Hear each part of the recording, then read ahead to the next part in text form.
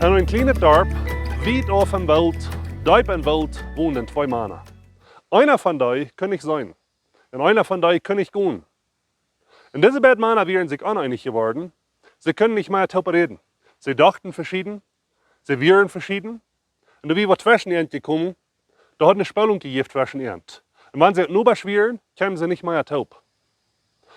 Ein Tag kommt ein gerautet Wildvieh in das Dorf.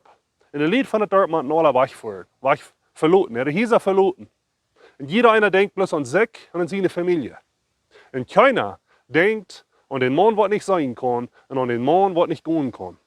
Wenn jetzt alle Menschen weich sind und bloß nach diesen beiden Männern du sind, sieht der Mann, der du nicht gehen kann, aber eins das Mann, der du nicht sein kann.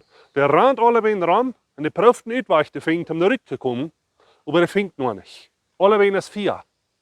Das Mann, der nicht gehen kann, er sieht, dass das eine steht, du würden sie nach durchgehen, aber er kann nicht gehen, das hat er nicht. Und er merkt dort, sie wollen sich unterbrücken. Sie bereden sich, dass der Mann, der du gehen kann, aber nicht sein kann, der wird einmal seine Reihe nehmen und dann wollen sie wegrennen. Er wird dann sagen, wo er rennen soll und dann wollen sie zurückkommen.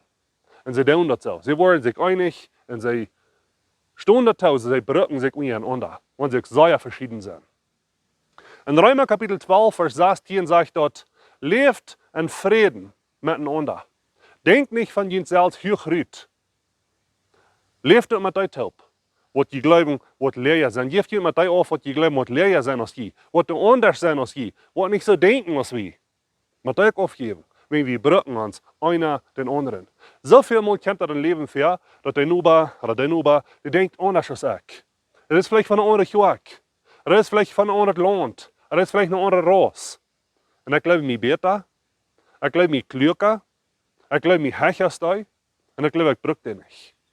Aber wenn wir lernen, was Paulus hier sagt, Römer 12, Vers 16, wenn wir uns mit den Menschen aufgeben, die anders sind als wir, und nicht glauben, dass wir hecher sind, wenn wir brücken uns diese Welt, einer den anderen. Oh ja, er Luther brück ich den, oder der brückt mich. Und wir kommen in diese Welt nicht allein davon. Wir brücken uns, dass wir uns untereinander stärken. So möchte Gott uns helfen, dass wir die Einstellung haben, was Paulus sagt, wir sollen haben. Du sind für andere Menschen und uns halten, weil es der rechte Zeit ist. Wenn wir nicht lassen, dass du kommst, wo diese beiden Männer, dass sie eine große Not werden, dass sie lernen, sich einig zu sein. Wenn wir das von dir lernen, was wir die Freiheit kennen. Gottes Segen.